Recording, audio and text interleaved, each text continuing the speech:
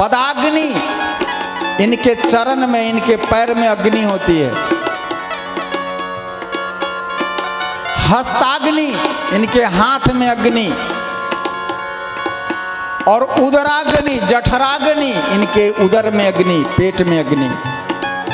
ये 3 प्रकार के अग्नि के साथ आते हैं।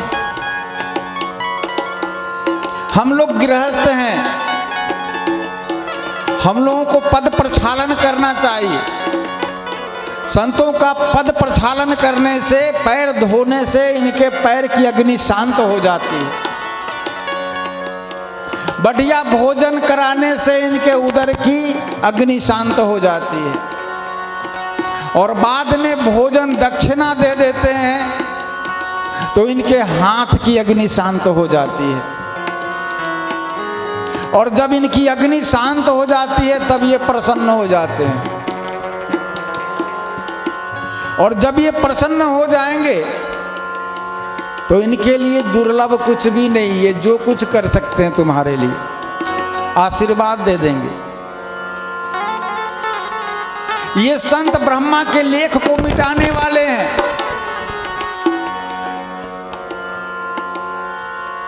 भक्तमाल में कई कथा जिसमें ऐसा आया कि भाई निसंतान थे। ज्योतिषों ने कहा कि भाई 7 जन्म तक, 6 जन्म तक इनको पुत्र की प्राप्ति नहीं होगी। और एक संत महात्मा घूमते आए, प्रसन्न हो गए। उस गृहस्थ ने कहा बाबा सब कुछ तो है, संतान नहीं है। बाबा ने कह दिया जाओ बेटा होगा। और उसको बेटा हुआ। बहुत कथा है। आप कहेंगे कि एक बात, ये करते क्या हैं भाई? हम इनको भोजन क्यों कराएं, पद प्रक्षालन क्यों करें, इनके अग्नि को शांत क्यों करें? ये क्या करते हैं? तो एक महात्मा है अपने भारत देश की महात्मा। जब उनका शरीर छूटा तो बैकुंठ से भगवान के पार्षद आए लेने के लिए। चलिए विमान पर बैठ करके आप भगवान के बैकुंठ में चलिए। उस संत ने कहा कि नहीं, अभी मुझे बैकुंठ नहीं जाना। हाँ, भगवान ने कहा है उनकी सब इच्छा पूर्ण करना। जो इच्छा है आप कह दीजिए। संत ने कहा कि एक इच्छा है, मैं नरक देखना चाहता हूं। अच्छा, और तो नरक के बाद स्वर्ग देखना चाहता हूं और फिर उसके बाद बैकुंठ ले चलना।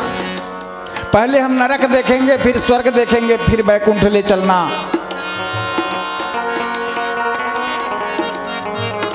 भगवान के पार्षद नरक में ले गए उस संत को। संत जब नरक में गए तो देखा नरक सब जगह भरा हुआ है, खचाखच भरा है। नरक में 1 इंच जगह भी नहीं है। सब जीव यातनाएं भोग रहा है,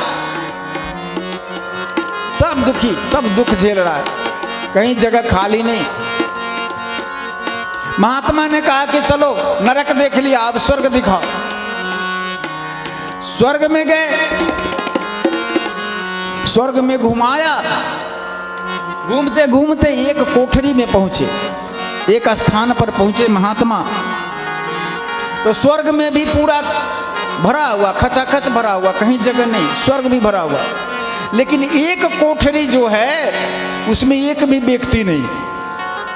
महात्मा को बड़ा आश्चर्य हुआ कि भाई ये नरक भरा हुआ है, ठीक है, स्वर्ग भी भरा हुआ है, ठीक है, लेकिन इस स्वर्ग में एक कमरा जो बना है, एक रूम जो बना है, इसमें एक भी व्यक्ति नहीं।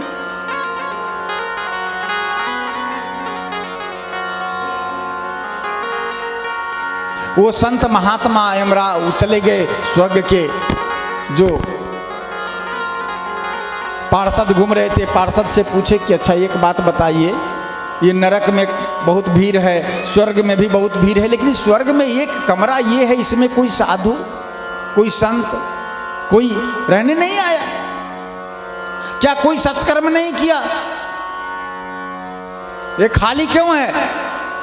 भगवान के पार्षद ने कहा कि बाबा, ये खास करके भारतवर्ष के साधु के लिए बनाया गया है। ये स्वर्ग में जो कमरा है खास करके भारत में रहने वाले साधु संतों के लिए बनाया गया है। संत ने कहा तो क्या आज तक कोई साधु संत भारत के इस स्वर्ग के इस जगह में इस कमरे में रहने नहीं आए?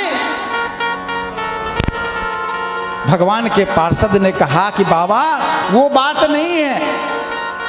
ये भारत के जो संत महात्मा है ना, ये भगवान से कहते हैं कि हे भगवान, तब तक मुझे स्वर्ग नहीं देना, तब तक मुझे वैकुंठ नहीं देना, तब तक मुझे मुक्ति नहीं देना, जब तक हम घर घर में जाकर के प्रेम की स्थापना न कर दें, लोगों के अंदर जाकर के धर्म की स्थापना न कर दें, तब तक मुझे मरने पर भी मुक्ति मत देना। मुझे स्वर्ग नहीं चाहिए, मुझे मुक्ति नहीं चाहिए।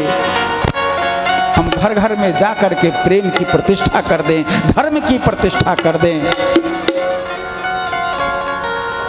ऐसा शुभ संकल्प हमारे इन संतों के हृदय में है। ये प्रेमी है, प्रेम के प्रतिष्ठा को करना जानते हैं, इसीलिए हमारे यहाँ हमारे समाज में विचरण करते हैं और ये प्रेम और धर्म की स्थापना करते हैं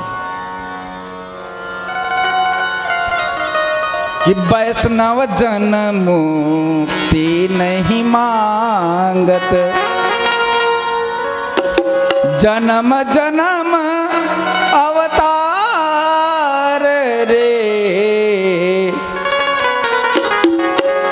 वैष्णव जन मुक्ति नहीं मांगत। ये साधु, ये वैष्णव लोग भगवान से मुक्ति नहीं मांगते, कहते हैं कि हे प्रभु मुझे बार बार इस धराधाम पर भेजो, बार बार अपने भक्ति में लगाए रखो और बार बार हम यहाँ आते रहें, लोगों के हृदय में प्रेम का दीपक जलाते रहें, धर्म की प्रतिष्ठा करते रहें। वो कभी भगवान से मुक्ति नहीं मांगते।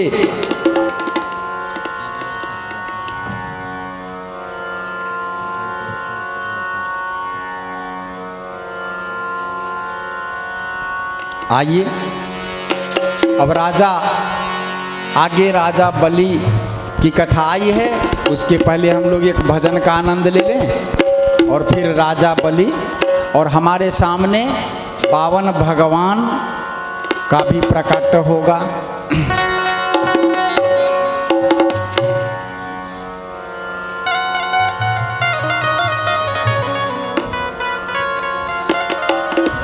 कि जीवन खत्म हुआ तो जीवन खत्म हुआ तो कई लोग कहते हैं कि अरे अभी उम्र क्या है भक्ति भजन करने का, जब दांत टूट जाएगा, कमर 3 जगह से टेढ़ी हो जाएगी, बाल सफ़ेद हो जाए, नोटिस आएगा ना जब, तब भजन करेंगे। अरे जीवन खत्म हुआ तो जीने का ढंग आया, जीवन खत्म हुआ तो जीने का ढंग आया, जीवन खत्म हुआ तो जीने का ढंग आया, जीवन खत्म हुआ तो जीने का ढंग आया, सम्मा बुझ गई तो महफिल में रंग आया, सम्मा बुझ गई तो महफिल में रंग आया, जीवन खत्म हुआ तो जीने का ढंग आया, जीवन खत्म हुआ तो जीने का रंग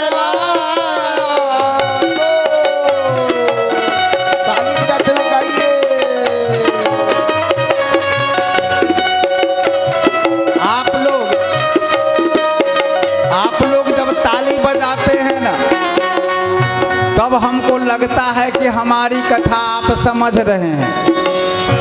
और सुन भी रहे हैं, और जब आप ताली नहीं बजाते तो अंदर से हम उदास हो जाते हैं, शायद हमारी कथा आपको समझ में नहीं आ रही है, इसीलिए आप ताली नहीं बजा रहे हैं। तो कम से कम भजन में तो ताली बजाया करिए।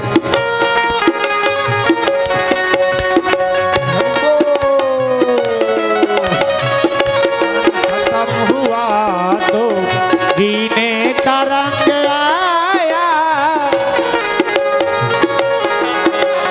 मन की मशीनरी ने कब ठीक चलना सीखा, मन की बनी नहीं तो कब ठीक चलना सीखा, मन की मशीनरी ने कब ठीक चलना सीखा, मन की बनी नहीं तो कब ठीक चलना सीखा, जब बूढ़ तन के हर जब बूढ़ तन एक पुरजे में जंग आया, एक तन पे हर एक पुरजे में जंग आया, जीवन खत्म हुआ तो जीने का ढंग आया, जीवन खत्म हुआ तो जीने